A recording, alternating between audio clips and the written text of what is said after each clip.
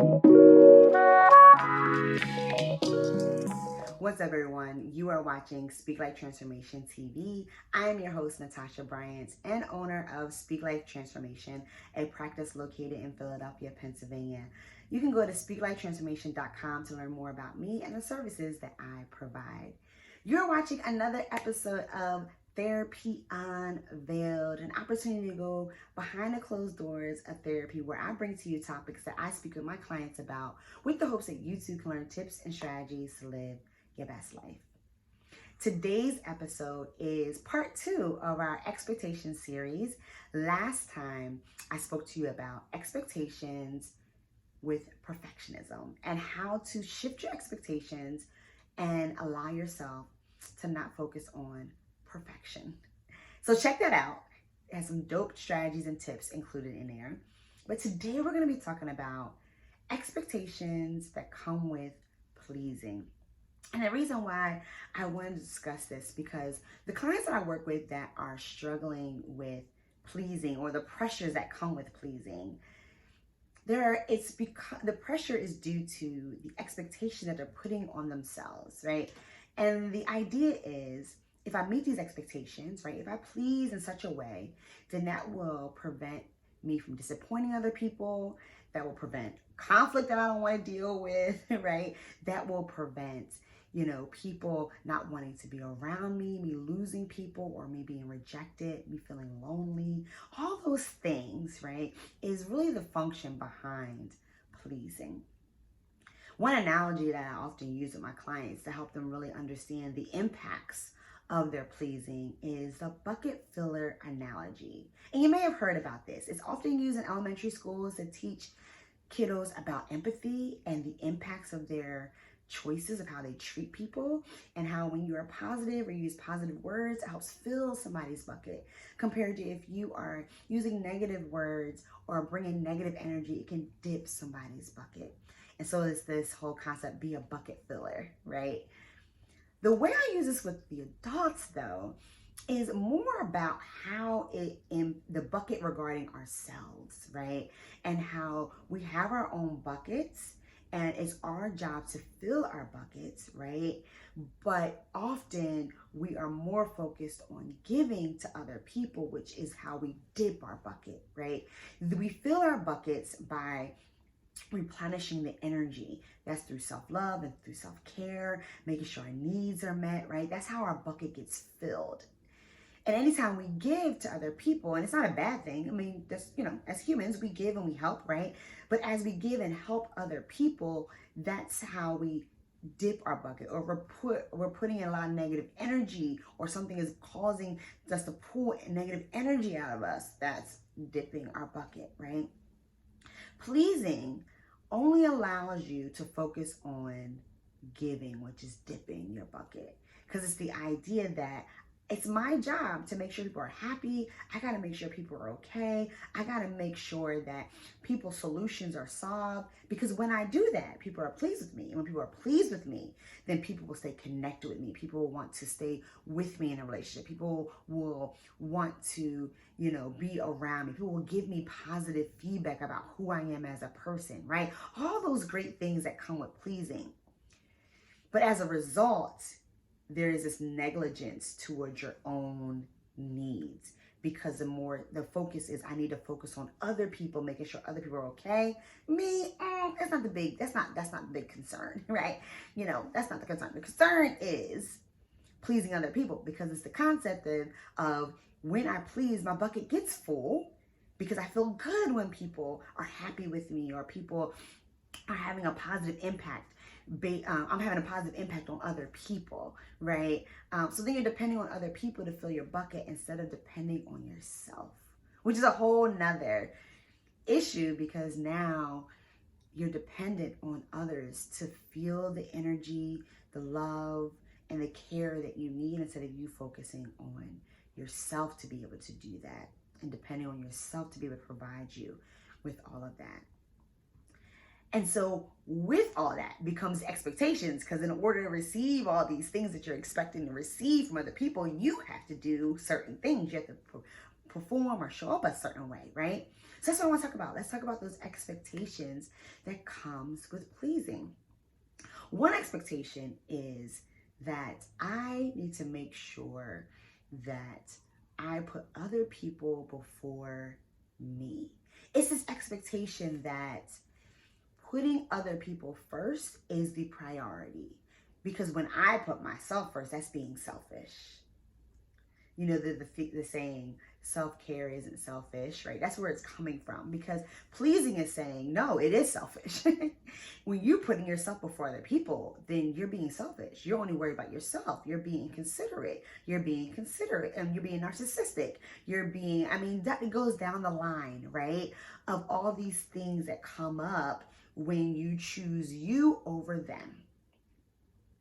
And this pressure, this expectation often comes with parents, right? I got to make sure everybody's okay, fed, needs are met. Everybody's okay before me. Or you might have it with your partner. I got to make sure my partner is happy, my partner is good before I even focus on myself. Let's be real. This even happens in the workplace where I have to make sure that my coworkers are good, or my boss is okay. I don't need to take off for work, or I don't want to take off for vacation, because then I'll leave my coworkers left with all the work. Or even though I'm not feeling well, I'm feeling sick, I'm still going to go into work because there's just too much work to do. And I don't want to leave people with that. I don't want people to be upset with me that I am not performing, or I'm not there doing my job, right? And so you end up pushing yourself to make sure everybody else is okay, and all these different examples.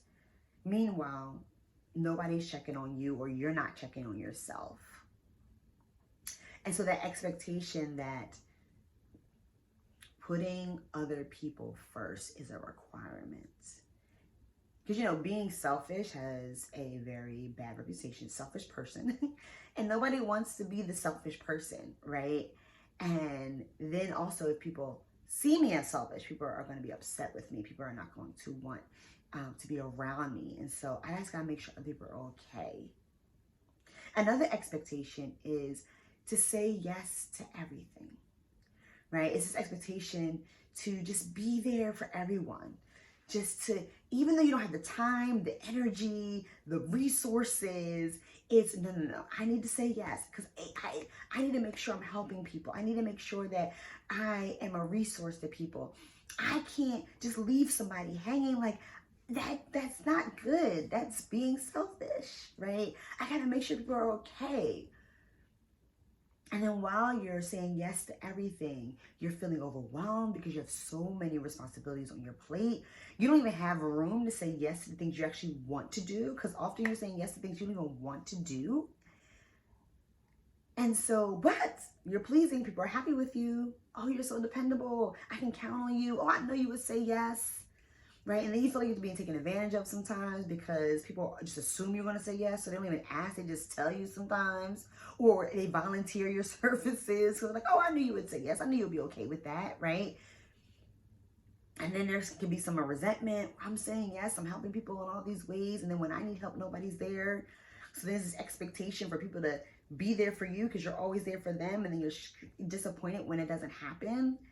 And I'm going to talk about that in our next expectation episode, when it talks about the ideal responses that you have about how people treat you. I'm going to talk about that. We're going to get to that in the next episode. But yeah, so it's this push that you're putting on yourselves to say yes to everything. Even when you don't have the time, I'll make the time. When you even don't have the time to make, but you're going to carve out the time. And then you can leave yourself feeling burnt out, saying yes to all the things. And another expectation is where you are putting other people's needs before your own, right? And it sounds similar to, the not being selfish, like, putting people before you. But what I mean in this concept is where you are really focused on being that one to fix, right? The other one is focusing more on just like, I just got to put people's first needs before mine because that I don't want to be selfish. Okay, that's the definition of selfish, and that is not something that I want to be. So I need to put people before me. This one is doing it as a way to fix people's problems, right? There's this expectation that you are here to help, but really what's happening is the pleasing is forcing you to actually do. So you're really doing for the person. Someone comes to you with a problem and you don't just give them a resource and then just show them how to use the resource, or you're just not there for them emotionally. You actually have to do it for them, fix it for them. And then before you know it, again, you're feeling burnt out and you're feeling exhausted because you're just doing so much for other people. You're taking on this responsibility. Now, because this expectation is now saying it's your responsibility to make sure people are okay. It's your responsibility to make sure everybody's having a good time. It's your responsibility to end this conflict, right? And so now you are taking the blame for something that's not even your responsibility. It wasn't even your fault, but you're taking the blame because in your mind it's like, well, I just want to end this conflict. Like, I just want this to be over with, so I'll just take the blame. I'll fix it by just taking the blame, right? Or if somebody needs something and they don't even ask for your help, but maybe they just want you to be emotionally there, but you just immediately just go into fix it mode and then you just fix it for them. Or someone's bringing up a problem and you immediately feel uncomfortable that they are upset. And so you immediately go into fix it mode and try to fix it for them even when they didn't ask for help. And so the pleasing, right? This is how the pleasing kicks in. Because the pleasing is, I don't want people to be upset with me, right? I don't want people to be upset with me and then want to leave me, right? So anytime someone appears upset in your presence with you, there's this uncomfortable feeling because there's this worry of, are they upset with me? Did I do something wrong? Or what can I do to stop them from feeling upset? Because if I'm able to fix it, then they're happy with me. And then they're even going to want to be with me even more. They want to, seek my help even more. I'll get positive praise for them, right? So then you feel uncomfortable with upset feelings. And so you're quickly ready to fix it. And so all these expectations to not be selfish, to say yes to everything, and to fix other people's problems, these expectations cause a level of burnout and exhaustion because, again, it's requiring you to do a lot of dipping and no filling. Did you hear anything about me talk about filling? Did you hear anything about me talking about stopping and just filling your bucket before you go help? No, because pleasing is saying you need to fill. I mean, dip. You need to keep dipping the bucket. Give, which causes you to dip. So now I want to make the shift. Because you might be saying, okay, Natasha, I get it. I feel you. I recognize and listen, it's a struggle. I don't even know how to not do those things. I don't know how to not even think in that way. I got you. Because we're now going to talk about how to change your expectations, how to shift your mindset when it comes to it. Because giving is not an issue, right? The pleasing is the anxiety, right? It's the anxiety and the fear of losing people, or because of the dependency on other people determining your worth, the dependency of hearing other people say praises about you that then helps you feel good about yourself. All of that is what's causing this pressure. Not so much the giving. The giving is how I receive that. How do I get that, right? And so it's okay to give, but you want to have that balance where you are giving at the point where your bucket is at a place of overflowing. There's an abundance where you have so much in your bucket. It's overflowing to the point where you have access that you can now give to other people. So even though the bucket is dipping, you're such at an overflow that it's not impacting how you're able to function and move around in the world. And so let's talk about that first expectation we mentioned about you have to put yourself first, because if you don't, that's being selfish. Well, shifting that to recognizing that, like I said before, self-care isn't selfish. Because the reality of it is you can't help other people if you're depleted. If you don't have the level of energy and support within yourself, it is going to be very hard for you to give to other people at the level that you want to give. And so allowing yourself to recognize that it's okay, give yourself the permission. All these expectations really is the mindset where you're giving yourself the permission So give yourself the permission to put yourself first. Another way to think about this is that the airplane rule or policy, right? If there is an emergency, right, and the oxygen masks come down, what do they say? You have to put the oxygen mask on you first before you help somebody else. And let's think about that. Again, the feeling. You can't help someone else if you have no oxygen left in your body. If you can't breathe, if your energy level is depleted because you're losing oxygen, you are not going to be able to help somebody else. Goes back to bucket filling. If you don't have enough energy in your bucket to care for you, then when you are dipping to give to other people, you're not going to be able to give at the level that you really want to give because you don't really have a lot of energy left in your bucket. So give yourself the permission to put yourself first. The second permission or expectation shift is to give yourself the permission to say no. This connects with that expectation. You need to say yes to everything. Help everybody. Say yes to everything so that people are not displeased with you. People are not upset with you. You get positive feedback, all of that.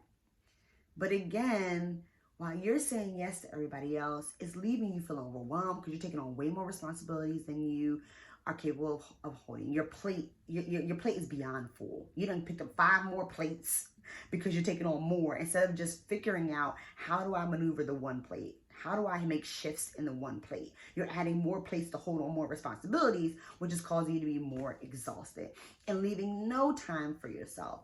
So some people are like, well, I don't know how to say no. I feel uncomfortable saying no. Well, here's a couple examples of how you can say no in a respectful way where it doesn't feel like you are shutting the person out or, just being very blunt and inconsiderate. So for example, if someone's asking you to take on something or to join them in something, this is how you can say no.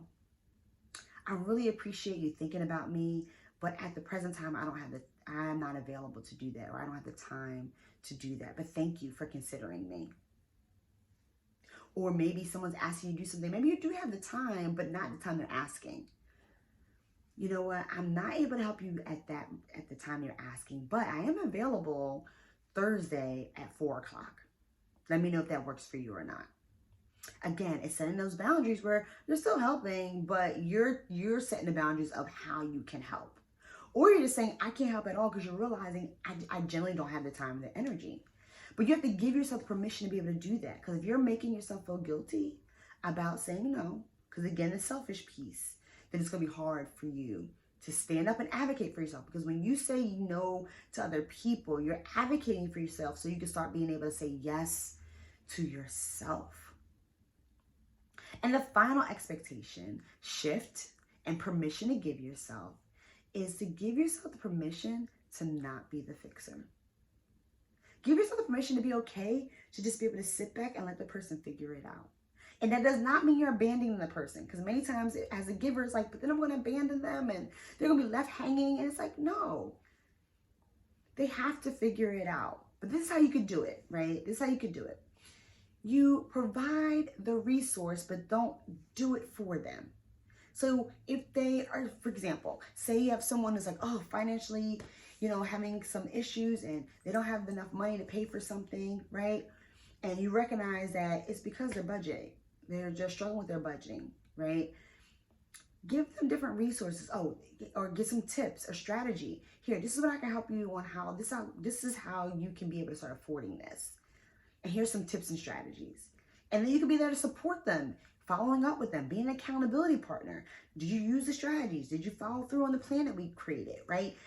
But it's just giving them the money every time they don't have the money is not teaching them the financial skills that they need so they can get themselves out of this issue. Another example of this, of not fixing it, is maybe the person doesn't need you to do it for them. They just need emotional support. They might just need you just to be there and to say like, oh, I hear you. That is frustrating. I understand. And they might not need for you to do anything else, but just be the emotional support that the person that they need at that moment. And so allowing yourself to recognize there's other ways to help outside of fixing, because many times you're enabling and you're doing for the person and they're never going to learn, and you're going to keep being the person they're coming to fix it, which then is going to keep causing you to take on responsibility you have no responsibility over. And then also, this goes along with the conflict, right? Being with that permission of you not fixing is also giving yourself the permission to not take the blame for something that's not yours. Where you advocate for yourself and say, well, actually, I disagree, or that I'm not gonna, take responsibility for this because I wasn't in the situation, or I'll take responsibility for this and I recognize I could have did better in this, but I'm not taking responsibility for that. Where you're setting these boundaries. If you notice, all three are boundary setting. They're all types of setting limits within your relationships with people. And doing these things, giving yourself this permission, is also not only setting boundaries, but it's also helping you build the confidence within yourself of who you are. It's helping you build your self-worth, where you are no longer depending on others to determine you have worth and value, but you are showing yourself that you have worth and value because now you're advocating for yourself. You're recognizing, wait, I don't deserve to take this responsibility that's not mine. Or I deserve to make time for myself, and by doing this, I'm not going to have time for myself. And so you are building that up for yourself, where you're now depending on you instead of them to determine your worth and your value. So I hope this was such a great session for you, an episode for you, where you're rethinking about the pleasing and the giving and how you can start more so focusing on yourself. I also talked about in another episode about codependency and giving and how those two connect. So make sure you check that episode out as well. I'll talk specifically about the function behind giving and how it connects with codependency. Make sure you subscribe to this YouTube channel. Click the notification button so you get notified anytime that a video is posted, because you don't want to miss out on all these great tips and strategies to live your best life. And until I see you guys again, make sure you be bold, be safe, and speak life.